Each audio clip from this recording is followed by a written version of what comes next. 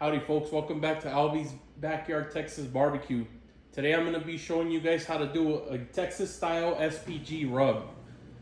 The main components of an SPG rub in Texas barbecue is going to be garlic, black pepper, and sea salt. You can also use coarse black pepper, you can use 16 mesh, it's totally up to you, whatever you have in your household.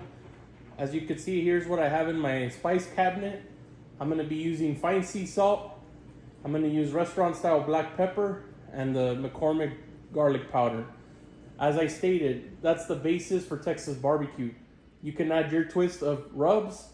I'm going to go ahead and include onion powder and smoked paprika, as you can see right here. Another main ingredient that is used in Texas barbecue is kosher salt. I mean, if you have the salt, there's rubs that are very salt heavy, there's rubs that aren't too salt heavy. But this is going to help you develop bark. I have 2 tablespoons of sea salt.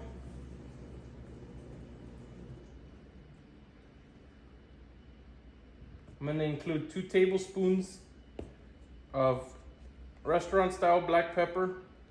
As you can see, it looks really similar to a pepper that is used for barbecuing.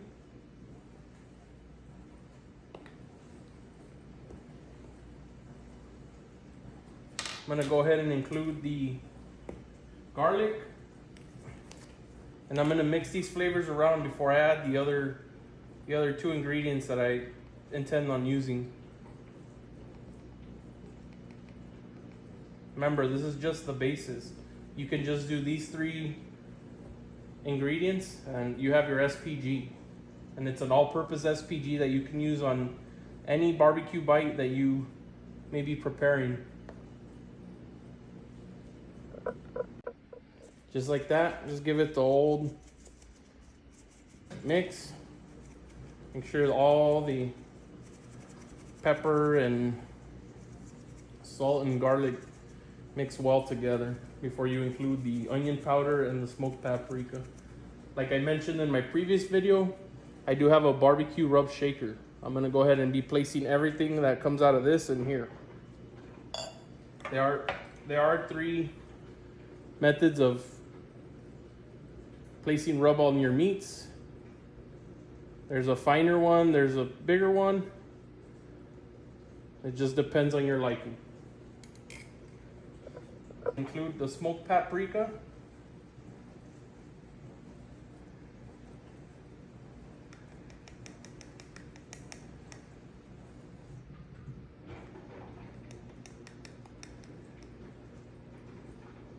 Like I mentioned, this is a rub you can use on any bite of barbecue that you'd like.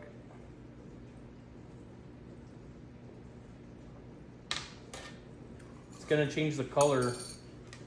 Right now you see like a very beigeish white because of the black because of the SPG. And this is gonna be the good old onion powder.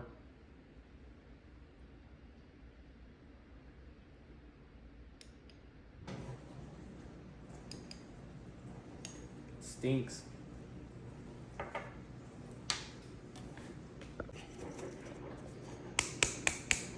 A lot of the edges over here are getting cut.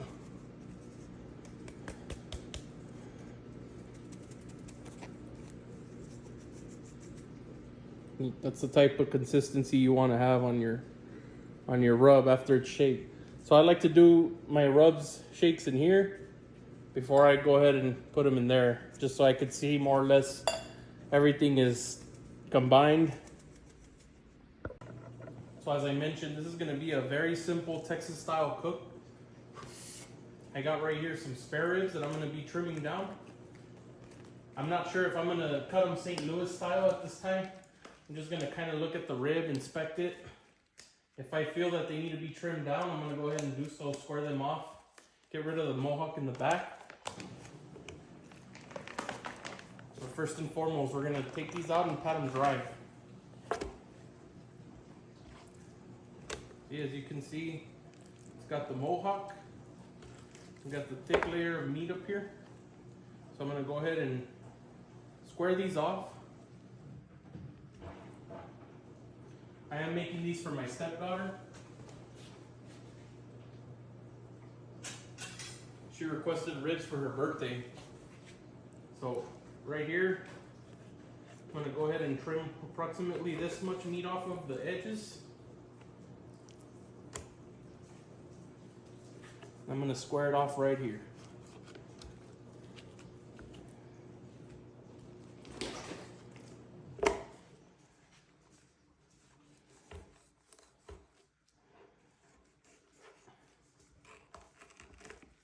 Some of these bones will break very easily.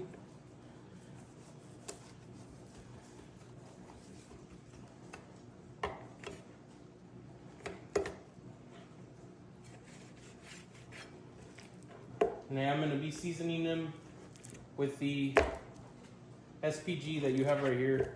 I might have cut this one a little too small, but it's all right. The concept here is to have a nice square rack of ribs like this. I'm going to come back and get this mohawk. Every rack of rib is different. You're going to notice that on some, they're going to be shaped in a very weird way. That's okay. That's what this whole trimming part's about. So I'm going to remove this mohawk. Just get in there in this meat and take it off.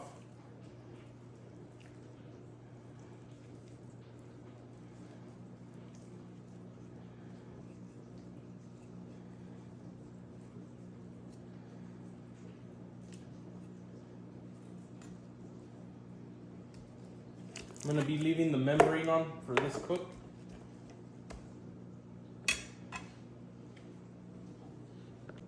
So as you guys can see, a lot of this excess that I removed off the rib, you can save this for sausage. You can take the meat apart. You can save this for rib tips. It's totally up to you.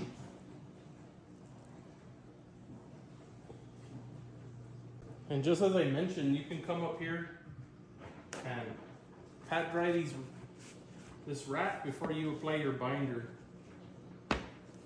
So like I mentioned, I'm not going to take off the membrane because I kind of want them to hold themselves together a little bit. So I'm going to go ahead and leave it just like that. And we're going to start with this next rack. I'm going to go ahead and pat it dry. Concept here is just to remove the excess blood on these ribs.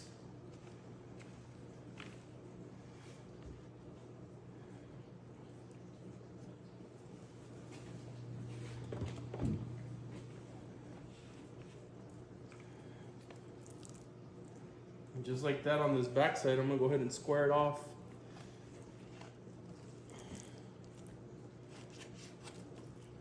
Just like that, save those trimmings. And flip it over.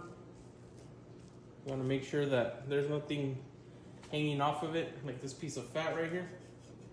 Go ahead and remove that. I'm going to square it off right here.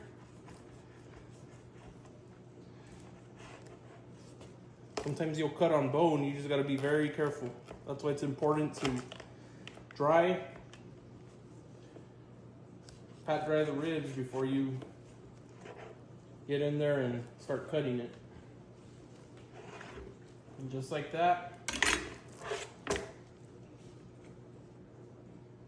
I'm gonna go ahead and slice it right here through the middle.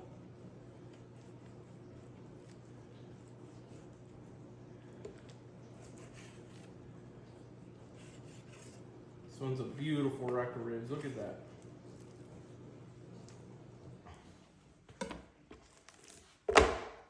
Now that I have both racks, we're gonna go ahead and apply binder. I'm gonna be using mustard as a binder, just gonna keep it simple. I got that SPG rub right there that you guys saw me make earlier in the video. And we're gonna let them go. This one doesn't have too bad of a mohawk, as you can see, so I'm just gonna leave it as is. And as I mentioned, I'm just gonna use mustard. And do a very light coating. Guess I'm only getting mustard juice, right? Just a very light coating. And with this glove hand, I'm gonna go ahead and move it around. Do a very light drizzle of this mustard. Spread it. Look at these beautiful ribs, how beautifully they are cut.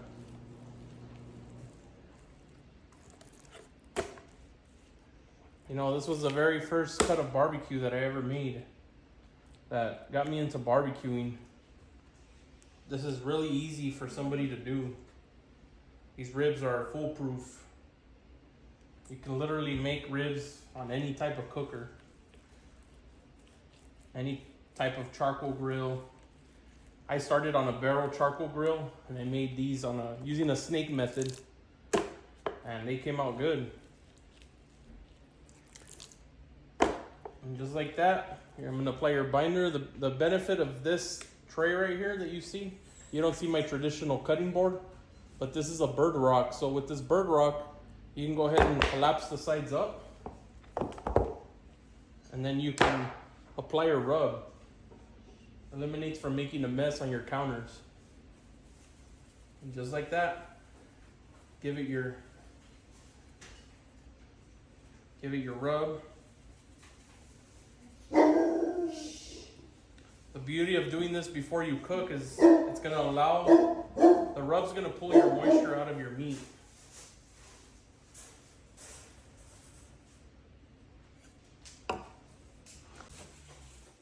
So I went ahead and seasoned all the ribs. I'm gonna go ahead and add some more rub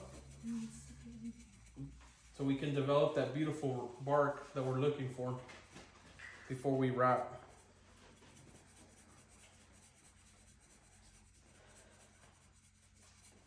So I'm gonna go ahead and pat it in. You don't wanna rub, you wanna pat. I know that the natural instinct is to rub because, hello, you're putting barbecue rub on your meat, so it makes you want to rub, but in actuality, you need a pat in your rub. I'm gonna go ahead and flip.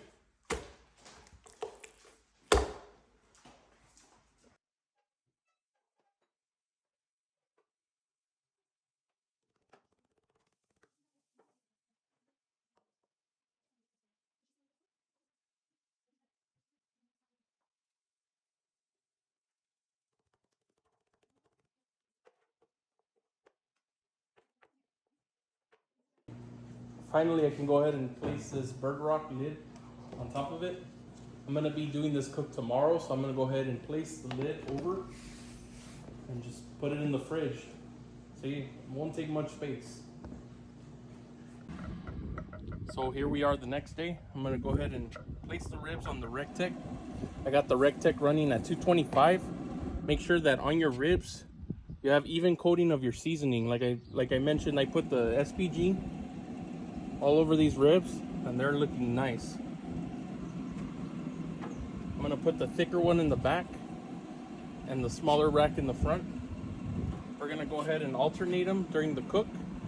I have these Rectech meat probes here that I'm gonna go ahead and insert on each of those ribs.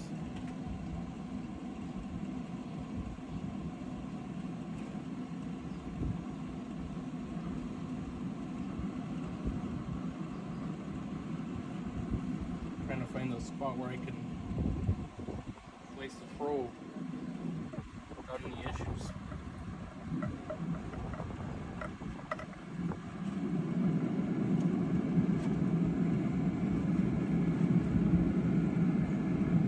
Sorry for the technical difficulties.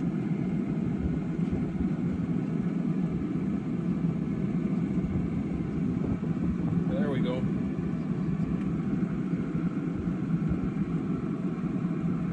Trying to get a thick part of the meat.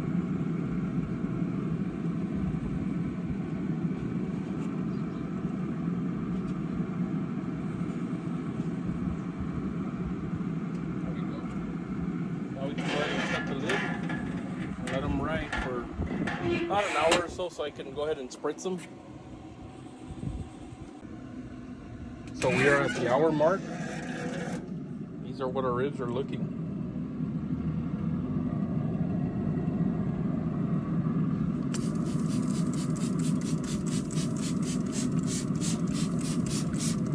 Give them that spritz.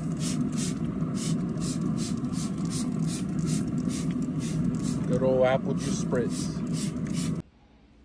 So here's our rack. We're gonna go ahead and begin prepping the wrapping process of this rib. What you see here, some Kerry cold butter.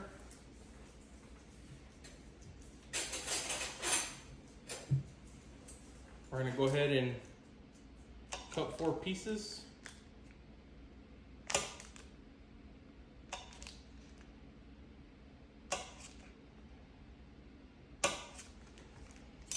So, like so.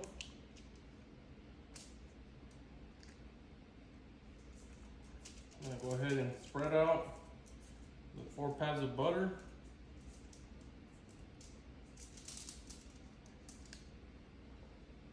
I'm gonna incorporate some honey.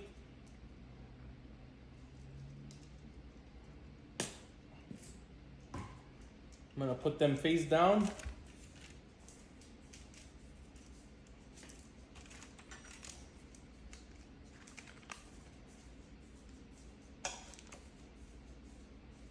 I'm just gonna repeat the same process. I'm sorry.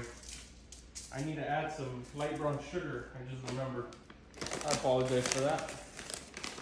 And just like that, just a nice little sprinkle of some light brown sugar. And then back on here. And the concept here is to get butter on both sides. That way it gets in that butter bath once it wraps.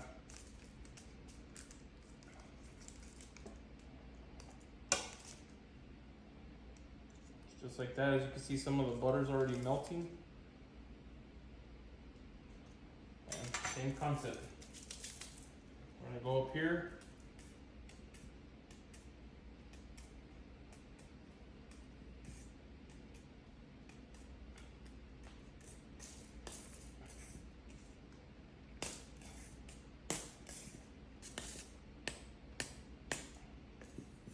A little bit of honey. Put some more light brown sugar right around the top. Just like that. You want to wrap, and you can select everything. So my goal here is to eat both edges, fold in,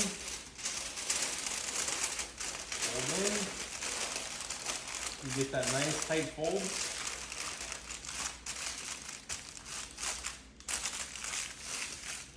Wrap the edges.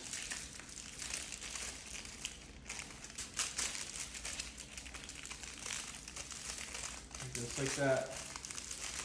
And it come up on the edge. Pull the edges down. And we're back to the pit. Just like that. So here are the final result of our ribs. They were temping at 203 when I pulled them off the smoker. As you can see, the beautiful bark of that SPG rub that I used. Beautiful mahogany color. I'm gonna go ahead and conduct a foil boat with this piece of foil you see right here. I'm gonna add some of the sweet mustard Head Country barbecue. Just kind of brush it on. I'm gonna move on to the back side and just allow that to penetrate these ribs. I'm gonna place it back on the pit for approximately 10 minutes or so, and then I'll be removing it right off. So as you guys can see, I have the ribs on the warmer. I'm gonna go ahead and leave the foil bolt together.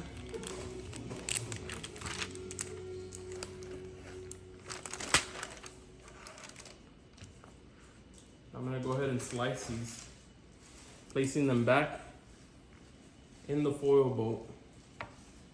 Try to look to see where I find the bones. So look at that. Beautiful smoke ring. Beautiful bark.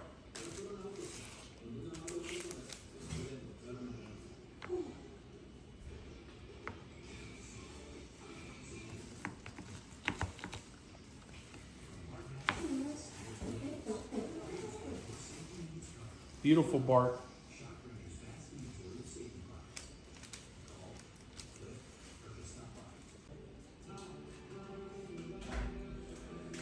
Same old boy, but a whole lot better whenever you're holding my hand.